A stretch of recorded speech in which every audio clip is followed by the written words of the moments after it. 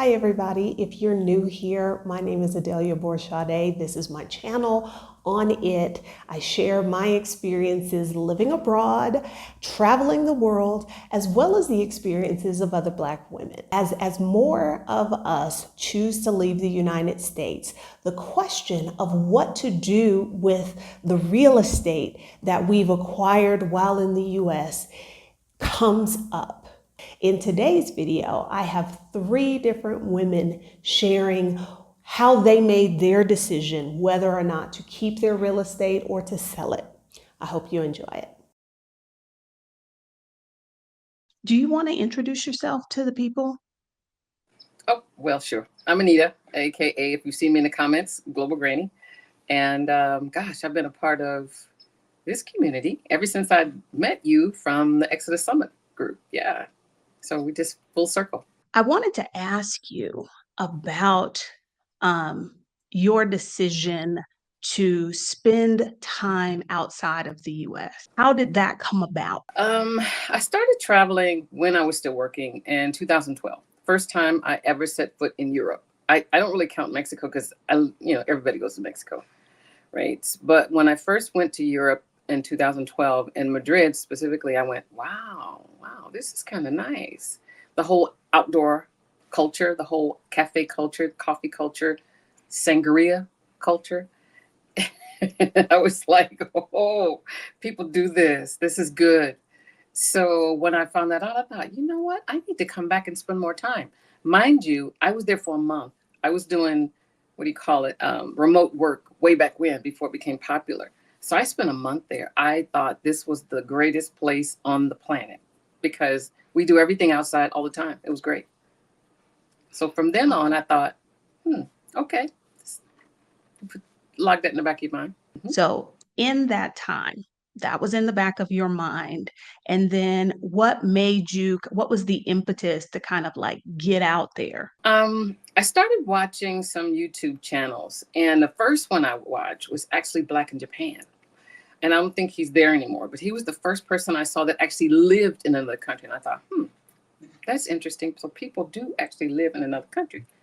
Okay, move from the US and live in another country. Because you don't see people like you do that. So that was my thought. And then I saw, who's the other girl? Driven Spice, who moved to Portugal. She was the second person I saw. And then there was Stephanie, and I thought, okay, wait, there's a trend here. People are actually doing this. They're just not talking about it. They're actually doing it. And so I thought, you know what? I'm going to try this. And I was never, I guess I can say I have a little bit of commitment issues. I wasn't that person that could just up and move to a place, but I'm going to go visit and see how I feel about it. And I'm going to visit this place and see how I feel about it. So that's when my list started growing of, these places are interesting. I've never been. I'd like to go. So yeah, that's kind of how I got started. So for you, it was never about, I want to move to another country. Correct. It was never about that. Mm-hmm. And so this is what, around like 2020, Yeah. 2021? Yeah. And so did you envision just full-time nomading, or did you envision something more of like, oh, I will go spend a few months in this place, then I'll come back home? It came. That's really a good question. More of the, I'll go here and I'll come back home, and then it turned into, let me stay here for a couple of months. Oh, let me go here for a couple of months, and oh, gee, I heard about this. So it evolved from, I'll go back, quote unquote, home, and then I'll go back out, because that can be very expensive. Traveling from the US is just god awful. Once you get out there, it's easier to travel to different places and less expensive. So I tend to spend a good 3 to 6 months outside the US before I come back. And the only reason why I came back sooner was I had a family commitment or something that I said that, okay, I'll be back for. But yeah, I can't see myself doing that often, coming back and going out. So yeah, I'll be out, especially 2025, more than I'll be back. Now, when you kind of kicked off this lifestyle, were you still working? My first trip, yes. to Madrid in 2012. I was still working. I retired in 2022, June 30th, 2022. I will always remember that date. But yeah. Many congratulations. Thank Many, you. many. Thank you. Okay. So really, once you were retired, that I'm assuming gave you some freedom about like when you could travel, how long you could travel. How long you can stay. Absolutely. Because that was the one thing that I found myself feeling, how do you say it? When I went to a place, I always wanted to stay longer. I could go anywhere I wanted to, but I was like, dang, I can't stay longer. So I was disappointed about that. So I knew once I got free from my quote unquote job, I knew I was going to stay longer anywhere I went to and felt like I wanted to stay longer. Another level of freedom that I did not have. Yeah. All right. So was there like a planning process, like as you're winding down your time at your job and you are gonna like pursue this sort of semi-nomadic lifestyle, was there a planning process for that? Kind of. I've always liked Latin culture, like music, Latin food, a whole thing Latin. So I loosely had a planning of, okay, I'm going to go to Spain. I'm going to go back. I'm going to go to Colombia. I'm going to go to Ecuador and try these places out. So yeah, I kind of did have a loosely defined plan. Okay.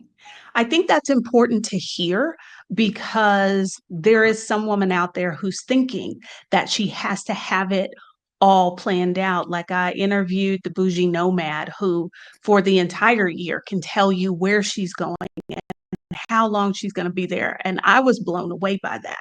But I, like you, I don't live my life that way. No, I can't. I can't. I did schedules. I So did meetings. I did all that kind of stuff in corporate. Right now, I am willy nilly.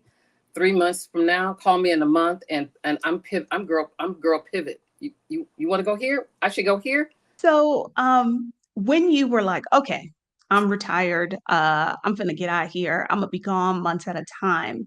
Um, you are a homeowner. I am. How did that figure in? Because for a lot of folks, that's kind of a major hurdle for them, like what to do with my house. Back in the day, I used to want to have a Airbnb, not an Airbnb, a bed and breakfast. I used to always want to do that.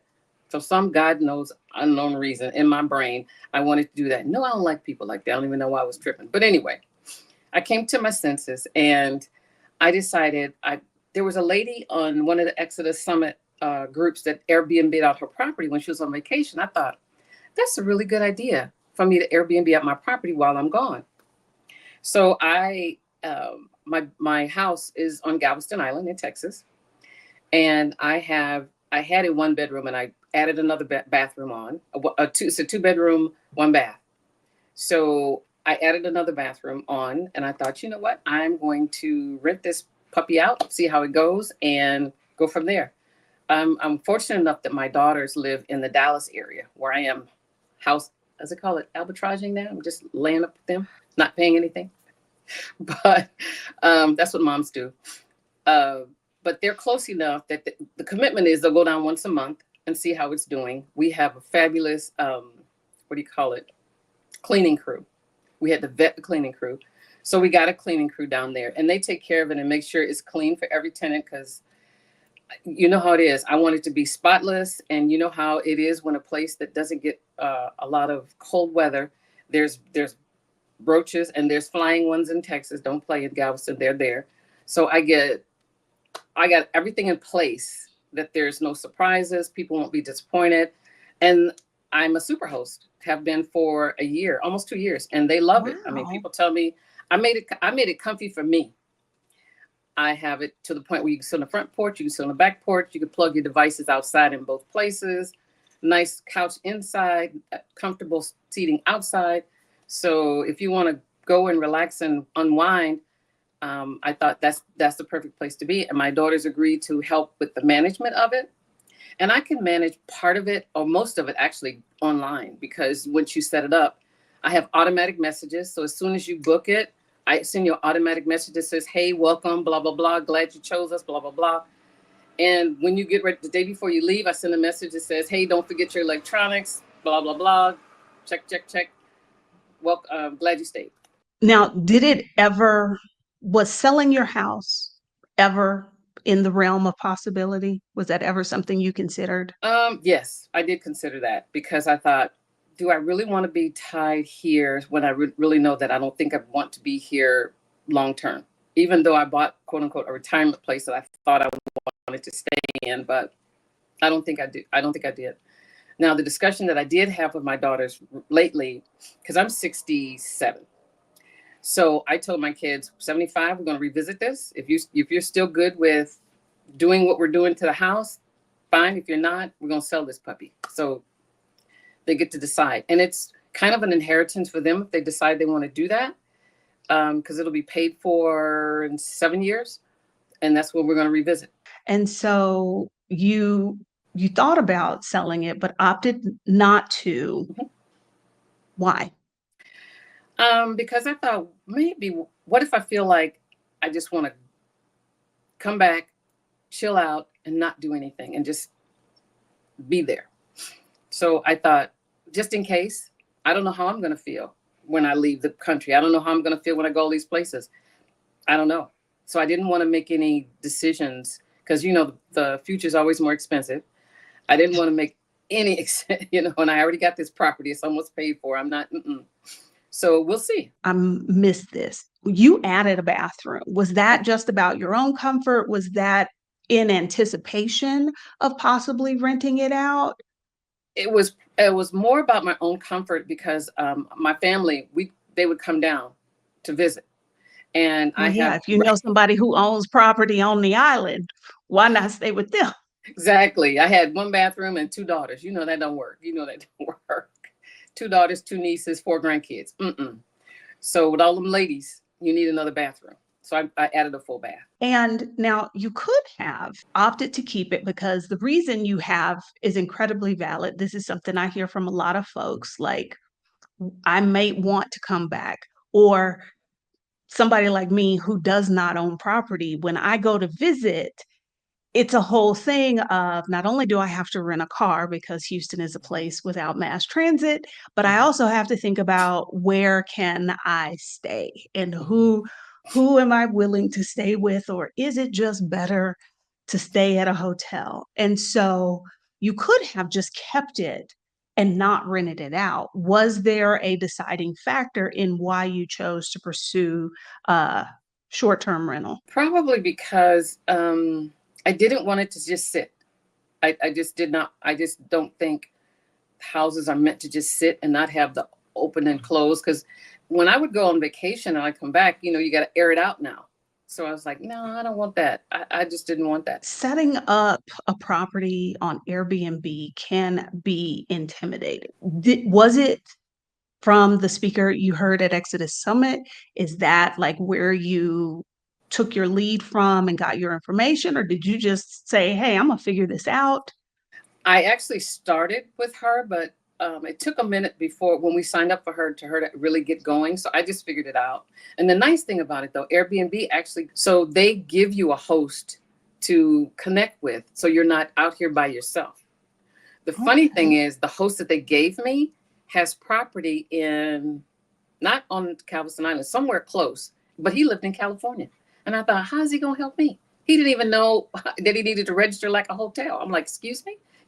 So he started asking me questions. I was like, okay, wait, this is not going to work. So my daughters found another host that was doing well in the Dallas-Fort Worth area. And somebody that knows somebody that knows somebody knew a really good cleaning crew. And that's really your key.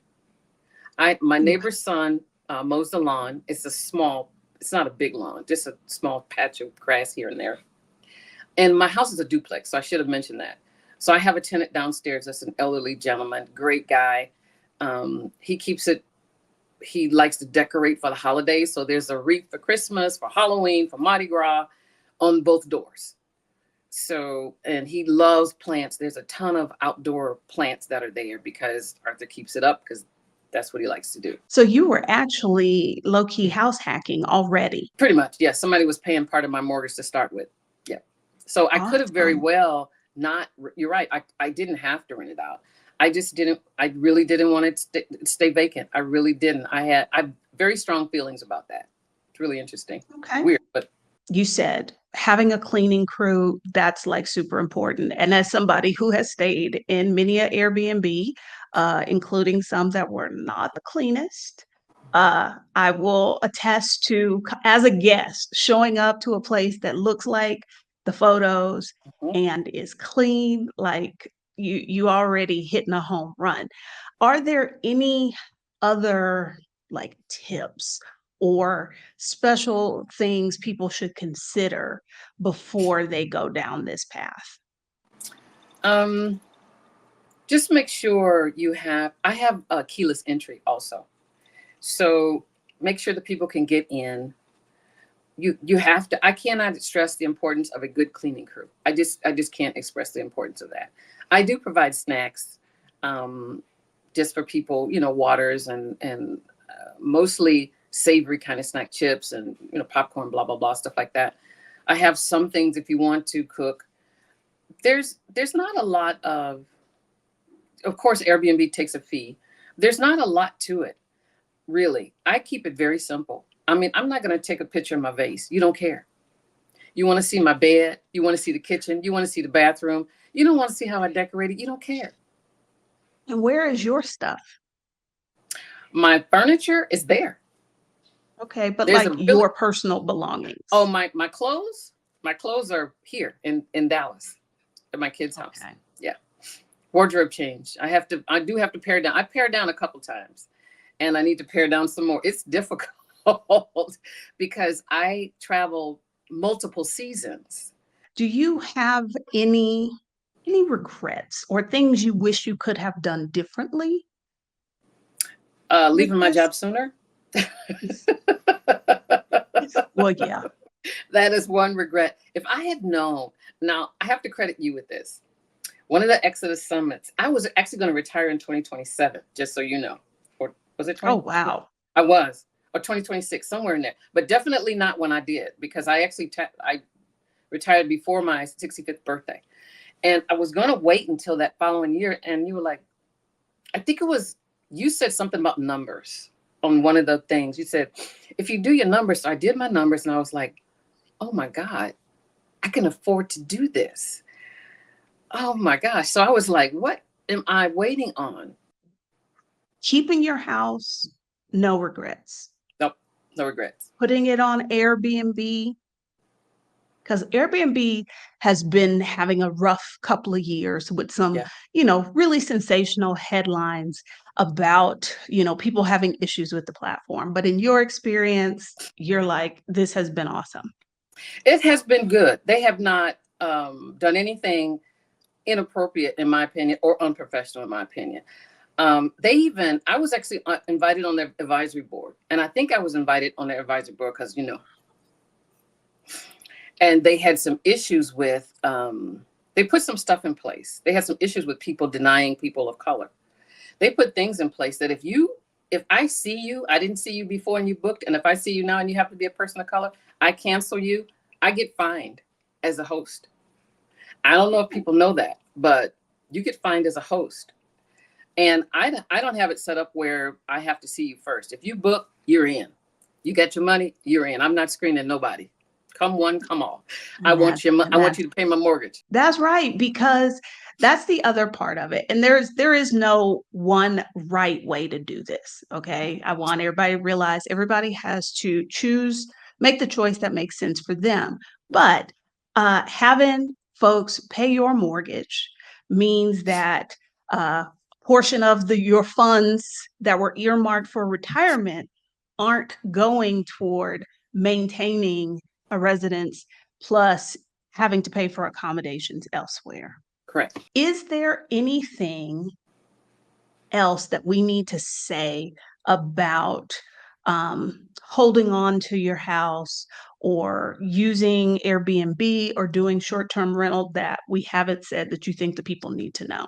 There's a another site too. VRBO is an option, and I could have done my house on both VRBO and Airbnb, but that requires juggling that I'm not willing to do.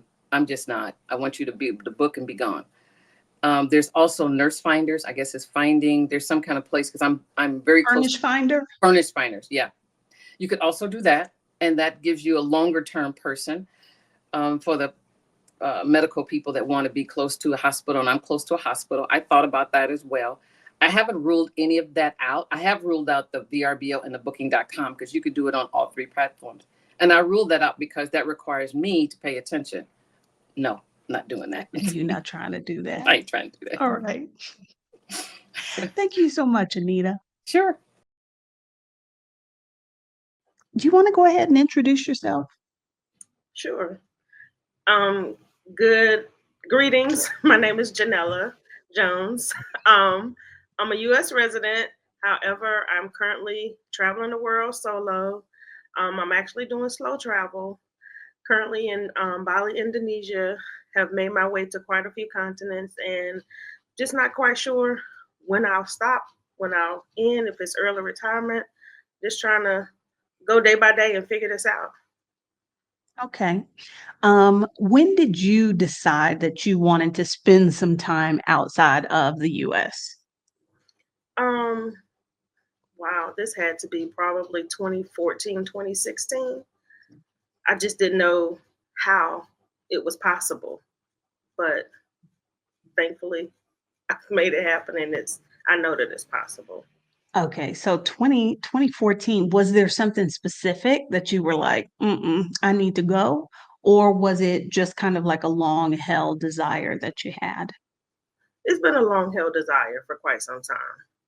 And honestly, had no idea that it was possible, but then I came in contact with I think I originally followed Stephanie, who then um put me into communication. I found like Pat, a few different people. And then that's how from that point on I knew that hey, it was possible. And even prior to then, internet, we had internet, but other people did it. It just wasn't out on the internet. And so seeing it out on the internet made me realize that it's something I could definitely do. And okay, so 2014, you were like, I would really like to leave the US. Was the initial thought, I want to move somewhere, or was the thought always, let me bop around a little bit and just visit lots of places? It was more so bop around and visit lots of places. And while here, I'll decide if there's somewhere that I have a desire to stay and would like to stay long term, and even acquire residency somewhere.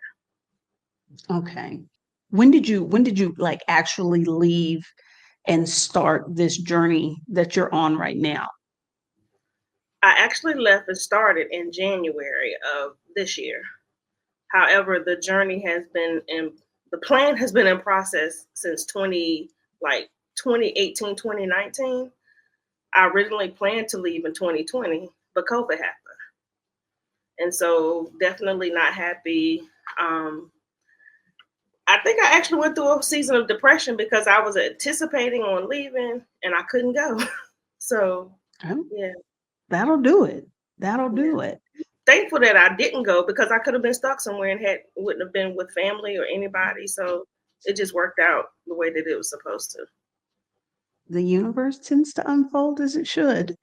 Yes. Um, okay, so when you were making these plans, um, what are some of the things that you took into consideration when you were making your plans to leave the US?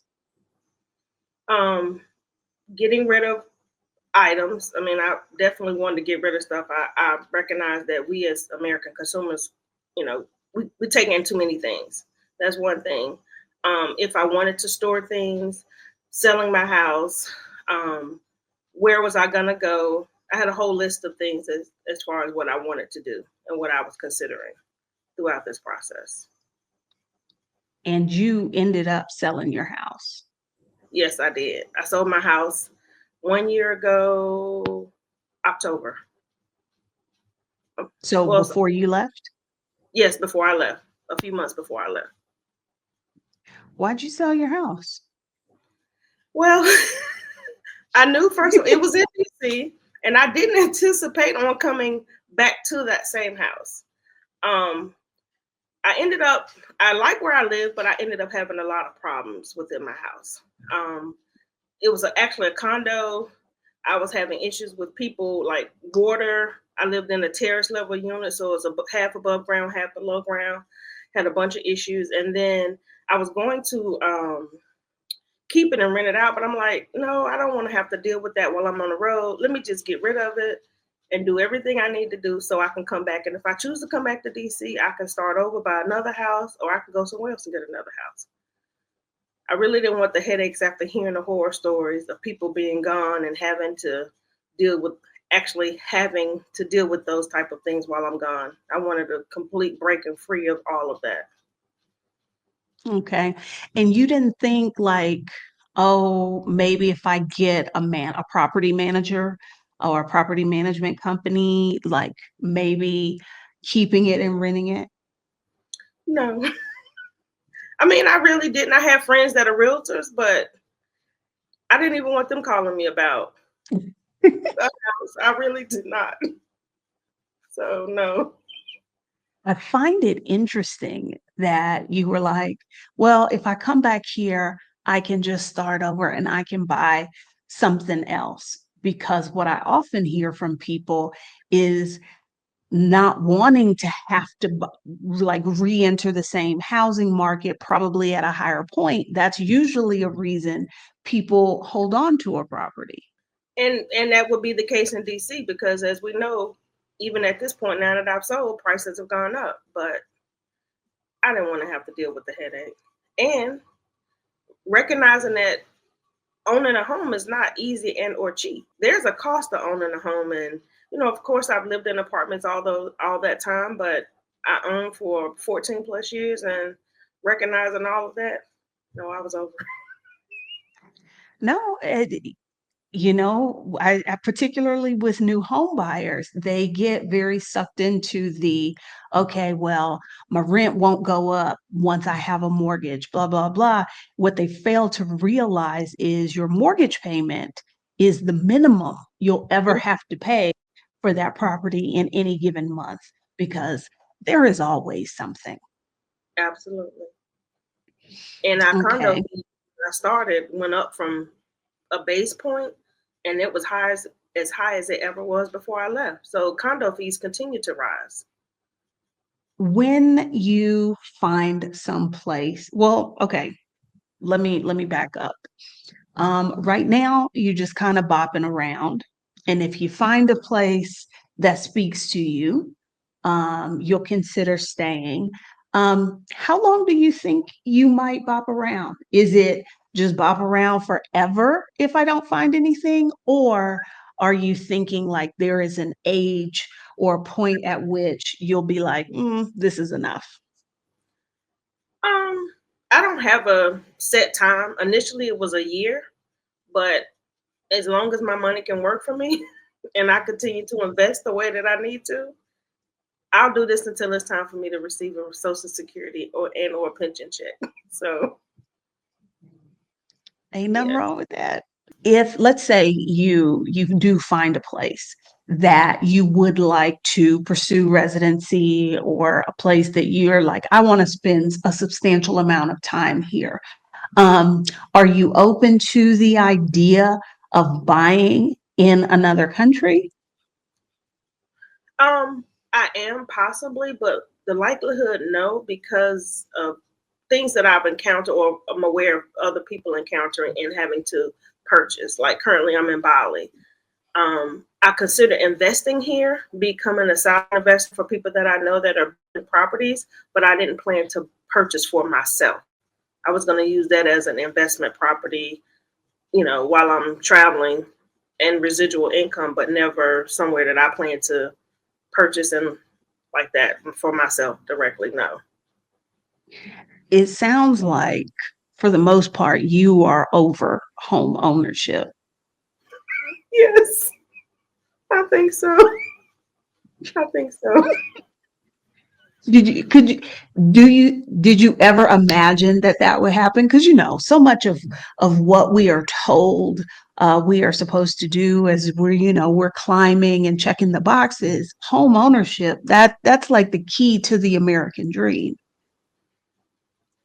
It's not the key to my dream. Um, I did not know, and I didn't know what to expect. I mean, my family, everybody had moved out, got their own home. All my friends have homes. I'm like, oh, okay, this is great, but it's not all what it's cracked up to be. Not in my opinion. I mean, they tell Okay. you, you see the homes, you see the layout, for all of that is beautiful, but everything else that come with it, no, No. absolutely not. They can have it. Okay. Okay. Do you have any advice for a woman who's like trying to decide what to do with her house or her condo? She's trying to make that decision between, selling it and having the freedom versus holding on to it and maybe having it as an income property or having it as like a place they can come back to. You got any advice? Well, I think it's personal preference, but for me, and what I would share with her is depending upon your situation and where you are may help to make your decision. Where I was in DC, I didn't feel as if I had the support of the community, meaning the association, as I was a part of the board, I was a treasurer, as well as people that have the same mindset as you when it comes to home ownership. Everybody doesn't think like you do when it comes to ensuring that they have the proper upkeep of their homes. And so the person that was above me and continued to have those issues that they had, which affected me, they didn't do what was necessary. So that's why it was easier for me to say, no, I don't want to have these issues and go. But if you're in a community where, or if you have a home where you feel as if the people that are in your community are going to do what's necessary for the upkeep of their home, which keeps the upkeep of your home, and it does make financial sense in order to be able to rent it out, have income, investment income, additional income, whatever you have, I would definitely say you could keep it if that's where you plan on coming back to. But there are a lot of things that actually play into whether or not you should keep your home and or sell it. But for Okay. me, after all of that, it was enough. All right. So you don't currently live in the United States. When did you decide that you wanted to spend some time outside of America? Ooh, are you asking me about years and dates? Like I have I mean, no like, was this a childhood dream? Is this something that came to you like 5 minutes ago? Yeah, no, it's interesting. It was never a childhood dream. Although looking back, I don't know why not. I lived all over the US. When my mom was alive, she used to say she never would write my address down in pen in her phone book. She only wrote it in pencil because I moved constantly. Anytime something new came up, some new job opportunity, I was there. And so the idea of moving abroad came to me through YouTube. It had never occurred to me to move abroad. And it was actually Rashida's CNBC video. I saw it and it kind of went in one ear and out the other. And it was just sort of like, oh, I retired at 39 with this much money. I live in Mexico City. And I was like, oh, I think it just tickled a part of my brain and didn't think anything of it. And then around that time, the pandemic was happening and Black people being killed, always a thing, but it was being televised more, and new job and lots of pressure and ADHD and perimenopause. And then the day that broke me, I think, was the day when those fools climbed the Capitol building. I was like, oh, we're doing fascist things here, right? Like, it's time to go. And then I went back to YouTube and it started serving me all of the things. And, so I'm gone. Yes. Okay. Now, so this is like 2020, 2021, thereabouts. Did you initially, was the plan always, I want to move someplace, or did you consider becoming nomadic?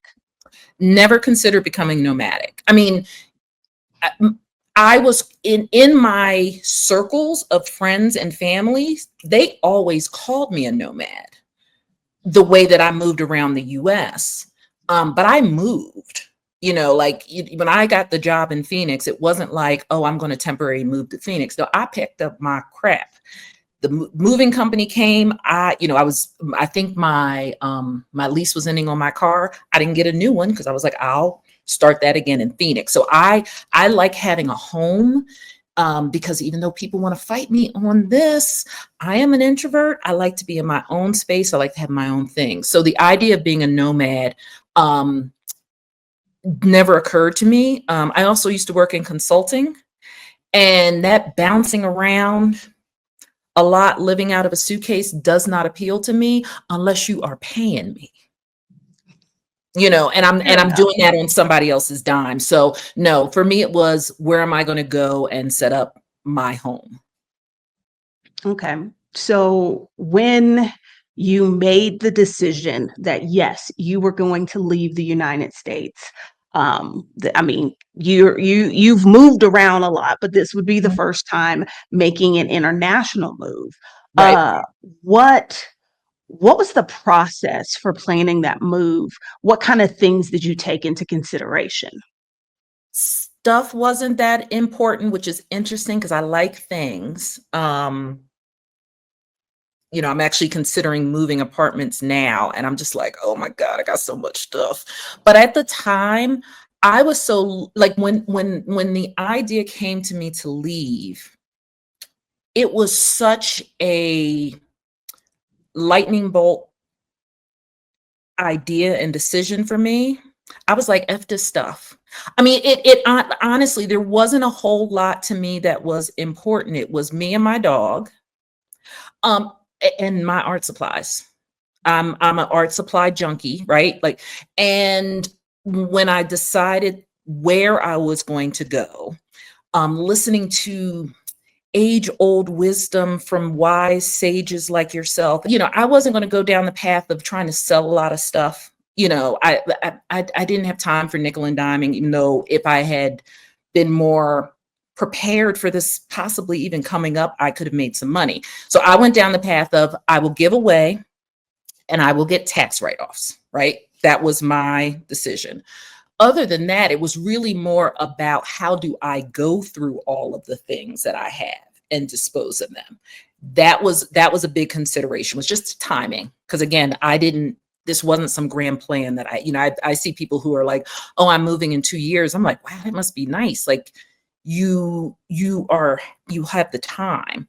I also had some artwork that I had bought from people, and art of my own that I had made that I knew I wouldn't be able to take with me. So it was like rehoming some of those, and plants. Those things were important to me. But other things like my car, that didn't matter to me. It was paid off. I had a house in Phoenix that had been a rental property for years, and just an albatross around my neck. And that was the big one. It was like, what do I do with this damn house? Well, let me ask you about that, because you were not living in Phoenix at the time. So you had this rental property, and where your primary residence, you were renting, correct? Yes. Mm-hmm. Okay. So if the house in Phoenix was already a rental property, you were already a landlord, why not hold on to that and continue to have that as a stream of income while you lived abroad? Is this an interview or a therapy session? There may be somebody wrestling with this same question. And so I'm trying to provide multiple points of view on this. Okay. So, I don't have many regrets in my life, right? I try to just look at things as like truly the choice that I made, the thing that happened was just part of what got me to this particular point in my life that I'm in right now. And the times when I've said that, I've been happy with that point I'm at now. Okay. Like I love my life. I love myself. Some dumb crap has happened. Some dumb people have happened. But one of the things I will say that will always make me laugh is, of all people, why did I buy a house? Why did I buy a house? And so for me, it represented stupidity on my part, won't use stupidity. It represented me buying into the matrix on so many levels, that house. Again, it was right in front of my face. My own mother never wrote my address down in pen. Why would I buy a house? Because that's what you're supposed to do. So I bought this house right after I got out of graduate school. And I got my MBA, so I know stuff about money, right? So of course, I'm gonna buy a house. I was single. I had no children. It was just me. It makes sense to buy a house for, financial reasons.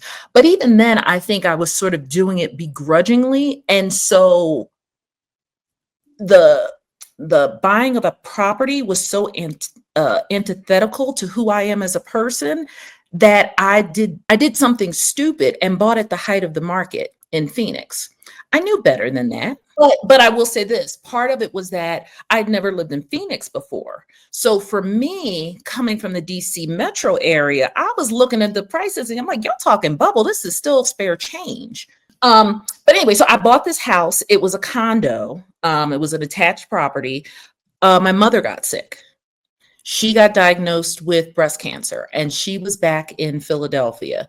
And it was one of those things. I worked in, at the time, health insurance. But through that experience, I always say, like, I'm not a doctor, but I could play one on TV, like legitimately. So that when she told me her symptoms, I knew that it was no ordinary breast cancer. It was inflammatory breast cancer. And it was one of those things where it was like, oh, I need to go handle my mother and handle these doctors who are going to be handling her. So I threw my shit in a suitcase and got on a plane, and I couldn't tell you the next time I went back to that house. The food was in the refrigerator. This is at the point at which that went from being your primary residence to a rental.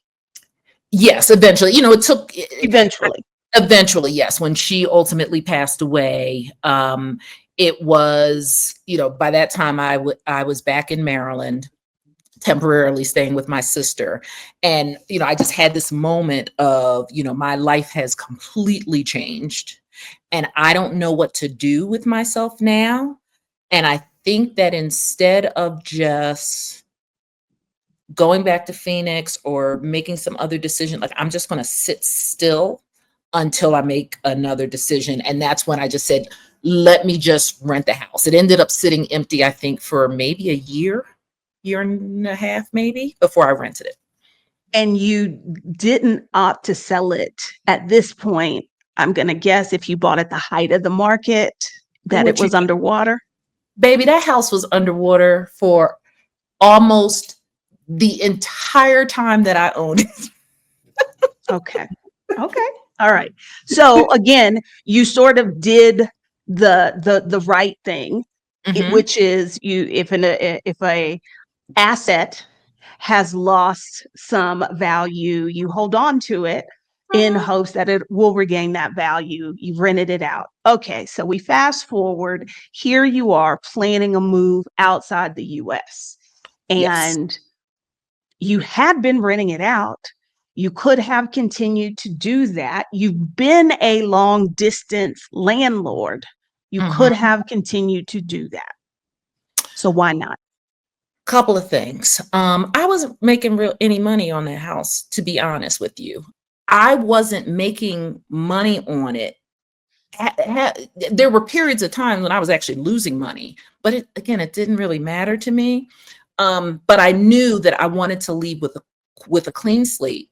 And because it was a house that had no real significant meaning for me, I hadn't been in the home that long. And because it represented me buying into a system that I had just molded and fit myself into for so many years, I wanted that albatross from around my neck. And this is why I was like, oh, the universe is smiling on me. This is what I'm supposed to be doing. For the first time since I owned that damn house, because of what was happening during the pandemic, that house was no longer underwater. There you go. There you go. I think a lot of folks talk about becoming landlords, renting out a property, particularly when they move abroad, but haven't really done the reflection to know whether or not just because you can do something doesn't mean you should. Right. That it may not be a good fit for them. So bravo to you for reflecting on that. It's like, this is not really the path I want to be on. We'll say this though, because to your point, like hashtag no judgment on the people that do make that choice. Because if my house had been making me thousands of dollars every month, I might have made a different decision. But right now, I am not working. So my move was a retirement move for me. I probably should have mentioned that. That was a consideration when I moved, that I quit my job. Well, I was going to ask if age played a factor in this.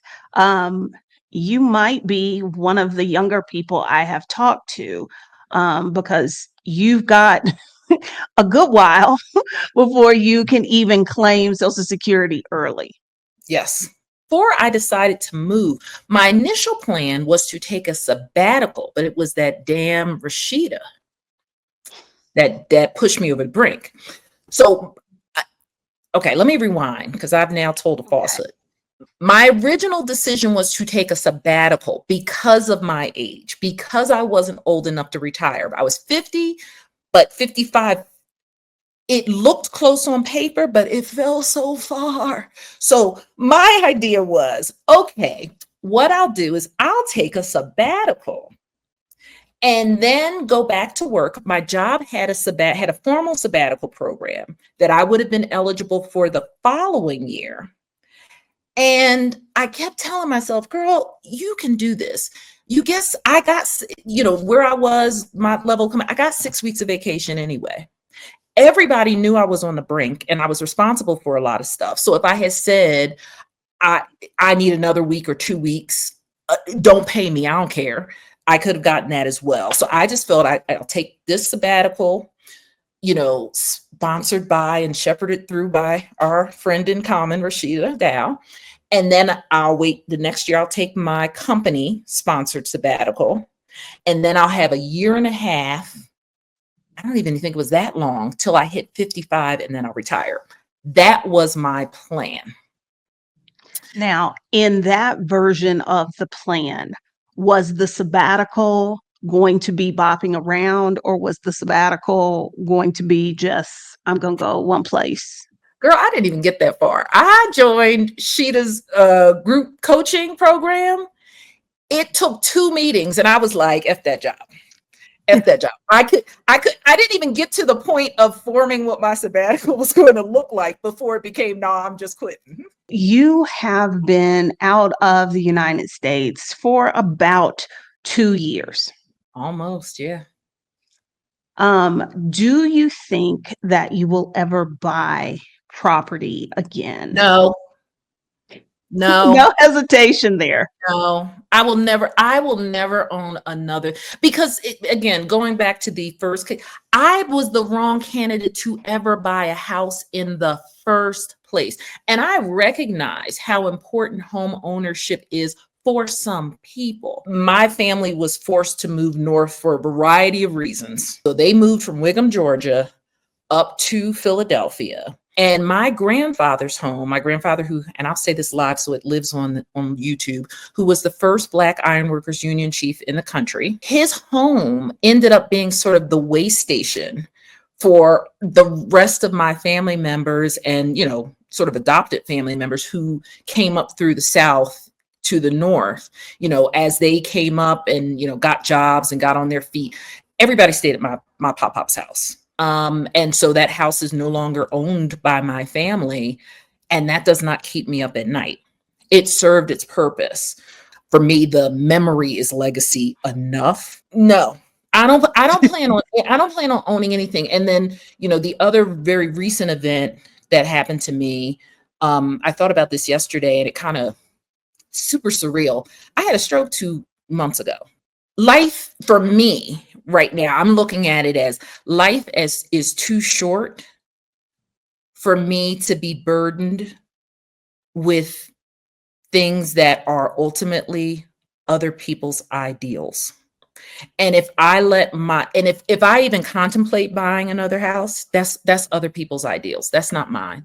Because the first house purchase was not something that made sense for who I am as a person. Now, the universe repaid me because in the end, I made some money off that house. Not as much as I would have made if I had never bought the house in the first place, but it gave me the money in the moment when I needed it so that I could make the move and not have to think about a job. Do you have any advice for someone who is trying to decide what to do with real estate prior to a move abroad, long-term travel, what have you? Make sure you have a good property management company. I can't imagine, even between Maryland and Phoenix, if having somebody call me in the middle of the night because the pipes broke. Kill me now. I think that if you're making a move in order to find peace of mind, don't let your property take your peace from you. So think about how you can build a rental. I'm starting to sound wise here. I'm just making this up as I go. But think about how you can build a rental situation that might have been like mine, where you can have peace of mind, where you can feel comfortable enough saying, below a certain threshold, here's what you do. Don't bother me, bother somebody, have somebody else handle it. Right now, I want peace above all else. Figure out how to maintain your peace if you want to maintain that property. Okay. Those are very wise words. It sounds wise, right? Thank you for chatting with me about this. If folks are interested in this new life that you are creating for yourself, are you sharing any of that online anywhere? I am. I have a Instagram account. Yes, they can find me at Dara, Dara _ herring, HERRING _ art on Instagram. And just yesterday I completed Stephanie Perry's YouTube Success Challenge. So I just posted my very first YouTube video on YouTube under the handle Dara Creates.